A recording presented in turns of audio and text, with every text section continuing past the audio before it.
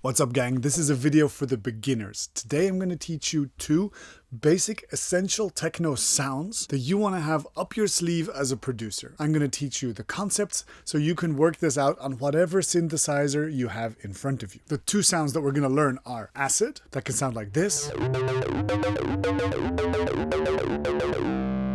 and also a Reese, which can sound like this. Once you understand how these tones are created, you are free to express them however you like. For these basics, I am going to need you to understand a little bit of how a synthesizer works at the very fundamental level. And of course, I have some videos for that.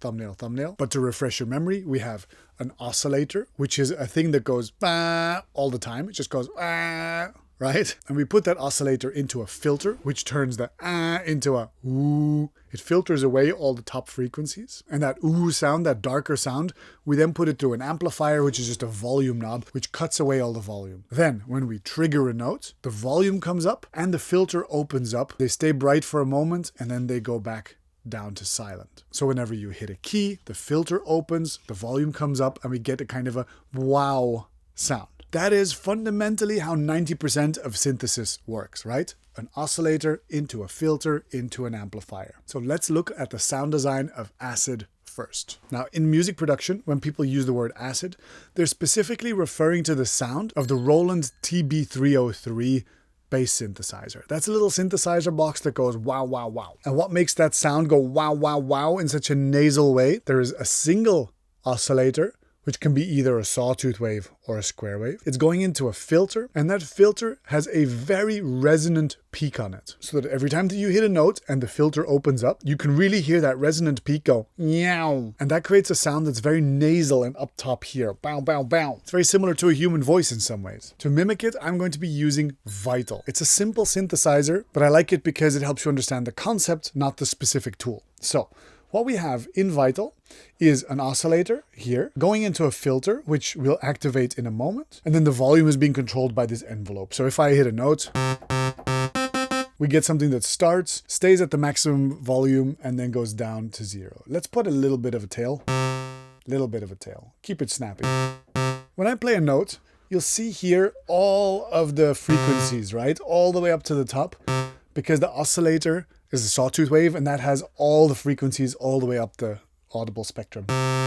It's important to choose which octave we use to start. I could start an octave lower, and there you can see everything is a bit denser, even lower. So there's no wrong answer to this, but it does impact the sound a lot which octave you play.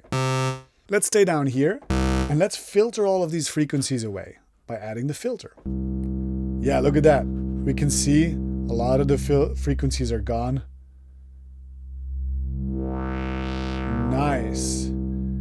And so if we put basically no resonance on there, like there, you really get a very clean filtering. The frequencies come and they go. But if you put a very sharp resonance on there, see how this shape is here? That little tip creates that very nasal wow sound. And if I move it, you're going to see the peak moving around here. You see that shape here? You see how it's more accented at the top? Like there's a zone here where you can really see that line. Well, that's what a resonance does on the filter. Let's make the filter even more sharp. And so what we're trying to create is a sound that goes wow, wow, wow every time that I hit a note. So let's take an envelope and put that onto the filter cutoff. Yeah, more or less that's what we want, but we want it to open up less. Let's see, we want it to have a little bit of an attack. Yeah, less of an attack. Cool, and then we want it to come straight down. Oh, there we go.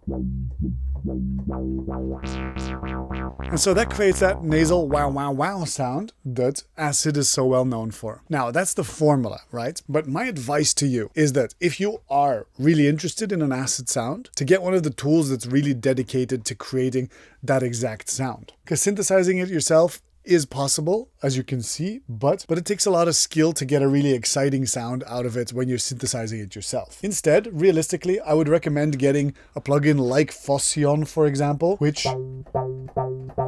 does the same thing.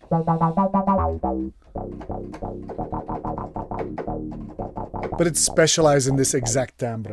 And the benefit of a plugin like this is that it allows you to flick through different synthesis presets, so different sweet spots that people have already found. So this is acid.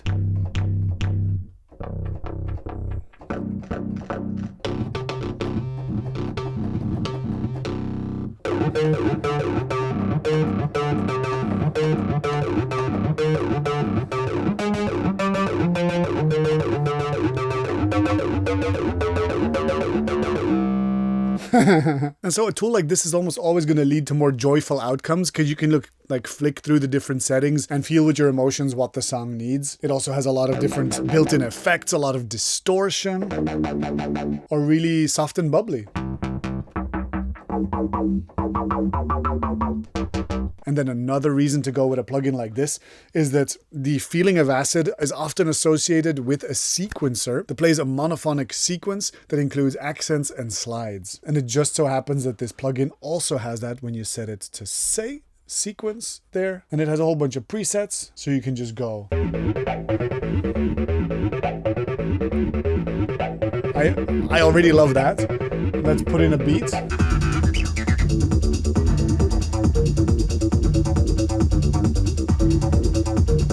So it has octave jumps, accents, and slides. And then you just add in some kind of techno beat.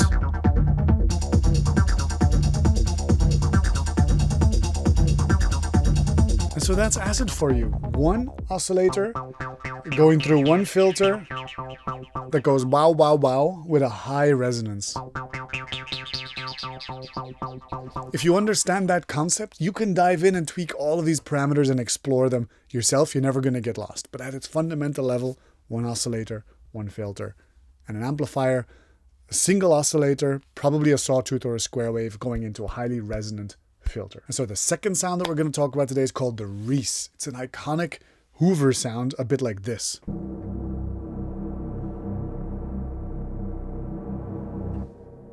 But with some simple manipulation, can also sound like this.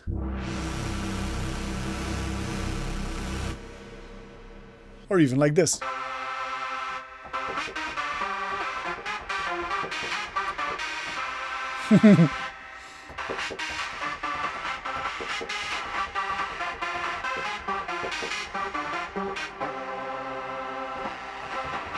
It's a rave sound. It's a very classic rave sound that can either do duty as a bass down low or as a lead up high. And the core formula for this is, remember, oscillator, filter, amplifier, right? What we're going to do at the level of the oscillator is we're going to play multiple oscillators at the same time. They're all going to play the same pitch, and then we're going to detune them slightly compared to each other. And that's going to turn something that's very sharp and buzzy into something that's very fuzzy and sounds almost like a cloud of bees. We start just like before with a simple vital preset.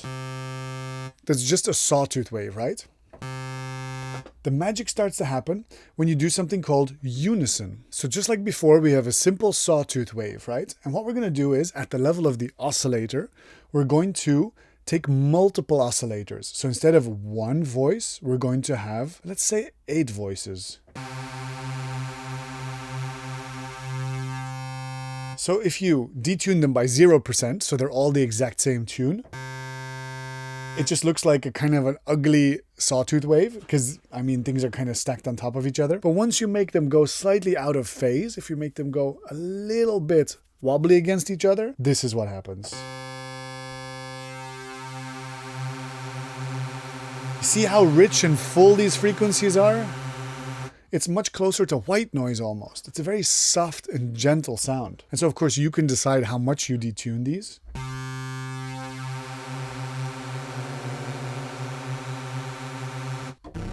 But even without a filter, if we go very dark,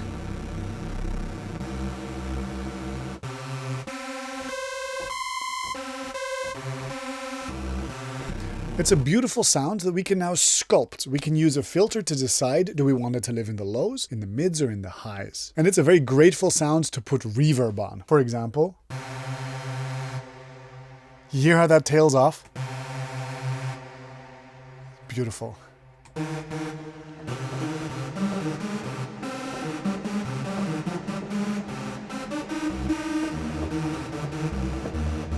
And I didn't even use a filter. That's crazy, right?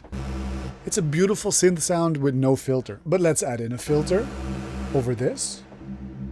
Ah. Now we just get a low end. Some of you might not even hear this on laptop speakers, but you get this low end that's very warm.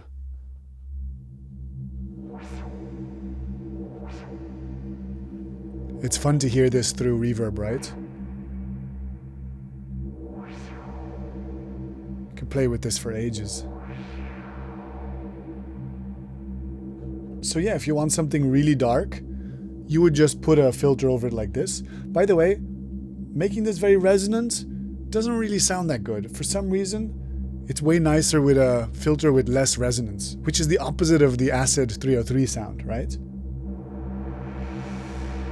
But there's something about that softness in the high frequencies that I think we want to maintain, and we don't want to make that nasal.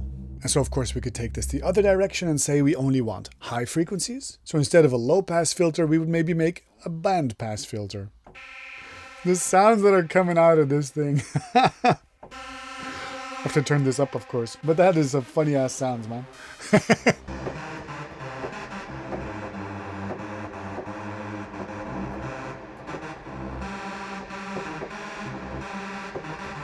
One thing you might want to do is you might want to stereo spread them as well. That really spreads them out over the stereo image. And even if your synthesizer doesn't have this kind of a unison mode for stacking different oscillators on top of each other, very often a synthesizer will have at least 2 oscillators. Back to a simple sawtooth wave in the oscillator, and we can just add another oscillator on top of it and detune that just ever so slightly.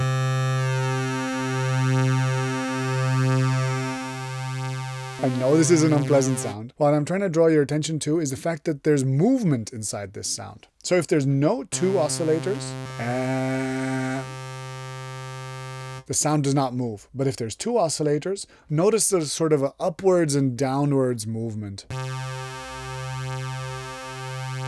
There's like a rhythm.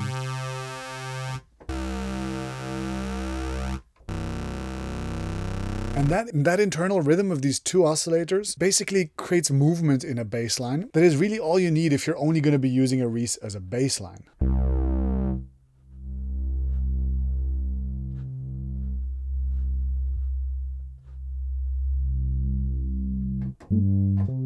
Let's turn back on the reverb.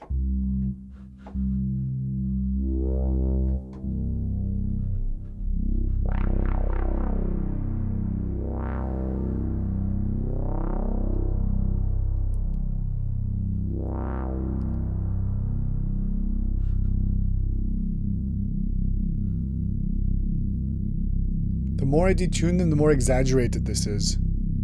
You hear that movement? You can even see it here. You can see these things go in and out of phase. Isn't that beautiful?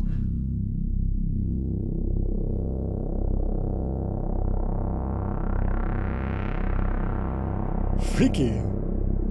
That's some mathematical shit right there.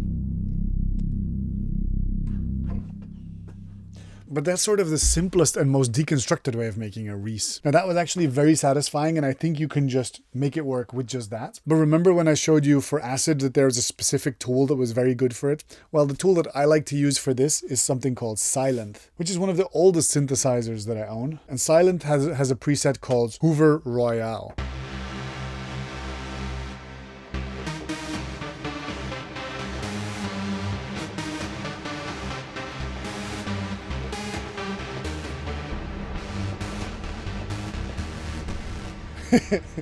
Okay. Anyway.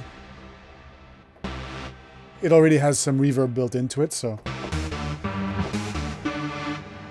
Yeah, so it also has a big filter cutoff that you can open up and close down should you want to play some like earthquakey sounds.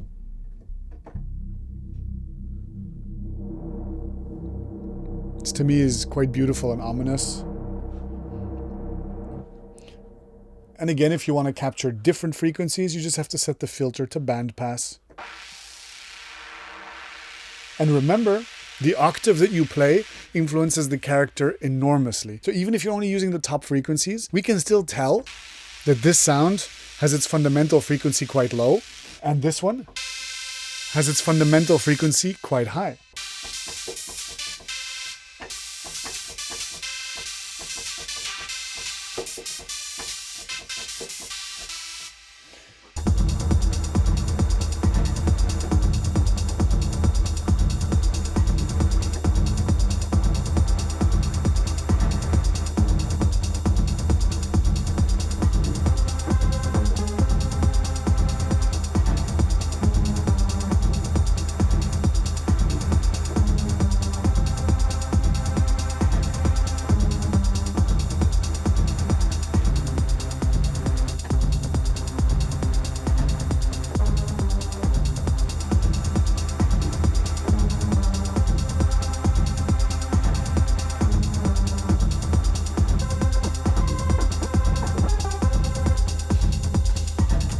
And so there you have it, 2 absolutely iconic techno sounds that you want to know how to make as an aspiring techno producer. I hope this video was helpful for you. If you like the way I teach, maybe go follow one of my courses.